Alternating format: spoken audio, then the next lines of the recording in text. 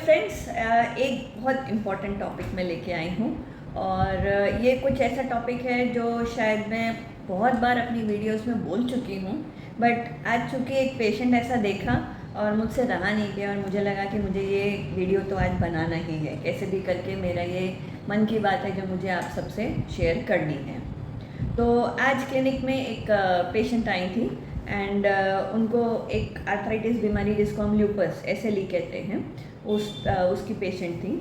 And जब वो पहले मेरे पास आई थी, साल डेढ़ साल पहले की बात है, तब थोड़ा जॉइंट पेन्स था और साथ में स्किन में रैशेस वगैरह हो रहे थे।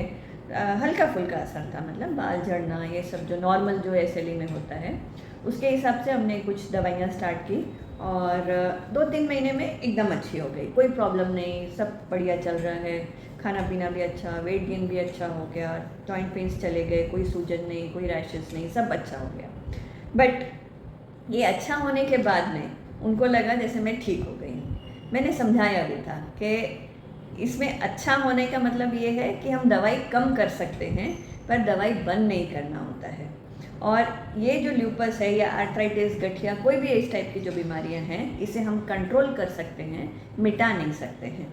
और अगर कोई भी उनको बोले कि ये हम ऐसी दवाई देंगे आपकी बीमारी मिट जाएगी, तो वो झूठ बोल रहे हैं। ये क्लियर कट सेंटेंस मैंने उनको बोला था, पर शायद मेरी बात उनको रास नहीं आई and she wanted to experiment. और फिर घर से भी कई लोग होते हैं बताने वाले कि भाई ये दवाई लोगे तो लिवर फेल हो जाएगा, किडनी फेल हो जाएगी, ये प्रॉब्लम वो प्रॉब्लम, दुनिया की चीज़ें एडवाइस देने वाले तो 100 लोग बैठे होते हैं, दोस्तों में, फ्रेंड्स में, रिलेटिव्स में, सब कुछ। और उन्हीं की बात मानते हुए उनने मेरी दवाई बंद की और लोकल कोई बाबा के पास गए, वहाँ से उनने जो भी पुड़िया कुछ दवाई दी होगी वो शुरू की। तो शुरू में तो चलो 2-3 महीने कुछ हुआ नहीं, वो अच्छी रही, भाई दवाई बंद करके भी मैं अच्छी हूँ, ये नॉर्मल दवाई खा रही हूँ और ठीक हो जा रहा है सब कुछ। तो शी वॉज़ वेरी हैप्पी। फिर अचानक लेकिन धीरे धीरे धीरे तकलीफ़ें शुरू हुई। थोड़ा जॉइंट पेन्स आया तो भी उनको लगा ठीक है चलो मौसम का असर है, जैसा उनने मुझे बताया, मैं सब वैसे ही बता रही हूँ आप सबको। एंड फिर रैशेज़ आने लगे, पर अचानक से फिर पैर में सूजन, मुंह में सूजन, पूरा चेहरा ऐसे फूल गया, बाल झड़ने लग गए, स्किन पूरी डार्क हो गई, रैशेज़ आने लग गए। तब जाके उनको लगा कि नहीं कुछ तो गड़बड़ हो रहा है। फिर घूमते फिरते और लोकल डॉक्टर को, 2-3 डॉक्टर्स को और दिखाते हुए आज साल भर बाद वो मेरे पास आए। और जब हमने सब टेस्ट करवाए उनके, तो आपको विश्वास नहीं होगा, वो ल्यूपस इतना फ्लेयर अप हो चुका था, जो नॉर्मल जो सिर्फ जॉइंट्स और स्किन तक लिमिटेड था, उनकी पूरी किडनी में सूजन आ गई, लंग्स में पानी भराया हुआ है, पेट में पानी भराया हुआ है, खून एकदम कम हो गया है बेचारी का। एंड इतनी हालत ख़राब है कि मुझे उनको एडमिट करके अभी हेवी इंजेक्शन सब देने पड़ेंगे, जिसके बाद भी कितना रिकवरी होगा ये मुझे नहीं मालूम है। अभी वी आर जस्ट होपिंग कि ट्रीटमेंट को उनको रिस्पॉन्स आए और आगे वो अच्छा जीवन बिता पाए, क्योंकि यंग हैं, आगे प्रेगनेंसी भी प्लान करना होगा, सब फैमिली को संभालना होगा, कैसे करेंगे फिर। अगर इतना अच्छा चल रहा था और सब ये सब करते हुए आपने ज़रा से उसके लिए दवाई बंद कर दी और उसका आप रिज़ल्ट देखें कि मुझे तो डर है कहीं किडनी फेल हो जाएगी तो डायलिसिस वगैरह पे भी ना लेना पड़ जाए उनको। तो ये सब देख के दुख होता है कि इतना सब समझाने के बाद, बताने के बाद भी जब पेशेंट्स ये सब चीज़ें फॉलो नहीं करते हैं, तो हमारी भी ऐसा लगता है कि कहीं ना कहीं हमारी भूल है कि शायद हम ठीक से समझा नहीं पाए आपको, या समझ के भी आप नहीं समझे। ये चीज़ कहीं ना कहीं कम्युनिकेशन गैप है, ऐसा लगता है। तो आज मैं इस वीडियो के द्वारा बहुत क्लियरली कहना चाहती हूँ कि आपको डॉक्टर्स ने कुछ दवाई दी है तो बहुत सोच समझ के उन्हें ट्राइड एंड टेस्टेड, हमारी 10-11 साल की पूरी पढ़ाई, पूरी मेहनत सिर्फ इसके लिए है। और जो हम दवाई देते हैं वो भी दवाइयाँ जो मार्केट में आने से पहले 15-20 साल पूरी टेस्टिंग से गुजरते हुए मार्केट में आती हैं। तो कुछ सोच समझ के ही आपको ये सब दवाई लिखते हैं, तो एकदम से उसको बंद ना करें। आपको कुछ भी दवाई से प्रॉब्लम हो रहा हो, कुछ हो, आपके लोकल जो रूमेटोलॉजिस्ट हैं उन डॉक्टर से मिलें, उनसे बात करें, फिर जो भी डिसीजन आपको लेना है उस हिसाब से आप लें। पर अपनी मर्ज़ी से बिल्कुल भी इस टाइप की गलती ना करें कि आपकी जान पे आ जाए। यही मेरी आप सबसे रिक्वेस्ट रहेगी। इसी में एक उल्टा दूसरा एग्जाम्पल मैं दूंगी। एक और पेशेंट है जो आज तो नहीं है, बट एक एग्जाम्पल के लिए बता रही हूँ कि गाँव में रहते हैं, और दर्द आया, खेत में काम करते हैं, नीचे उठना बैठना पड़ता है, खेत का तो आप सब जानते हैं कितनी मेहनत का काम होता है।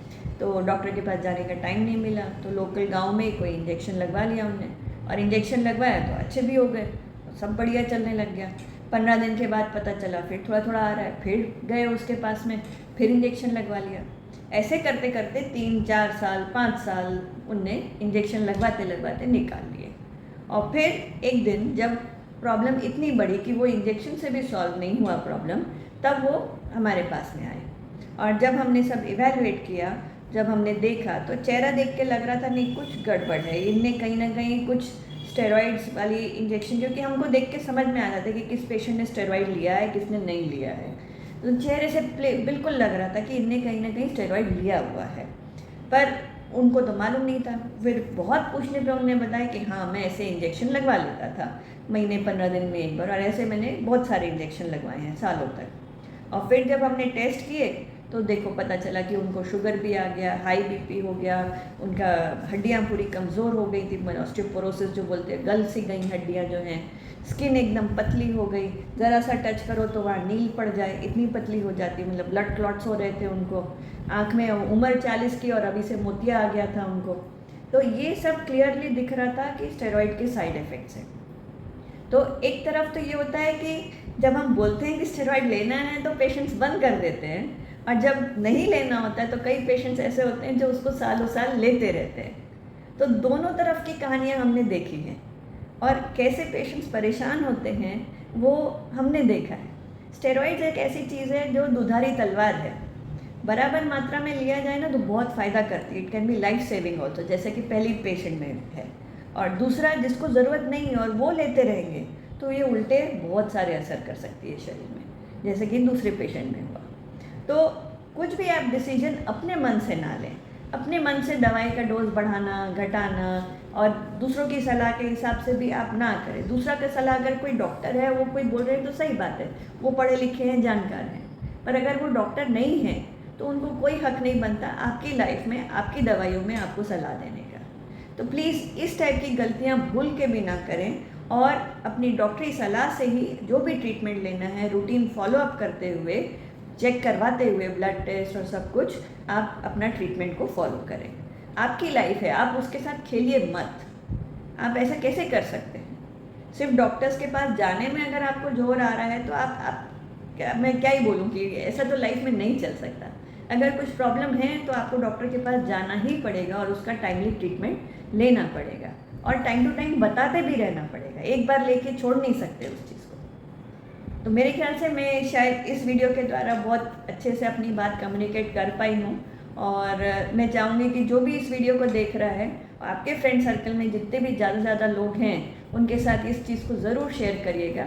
ये सिर्फ आर्थराइटिस की बात नहीं है, ये बीपी में भी ऐसा होता है, डायबिटीज़ के लिए भी है, थायराइड के लिए भी है, कोई भी और बीमारी हो, अपनी मर्जी से दवाई बंद चालू ना करें प्लीज़। यही मेरी आप सबसे रिक्वेस्ट है। Thank you.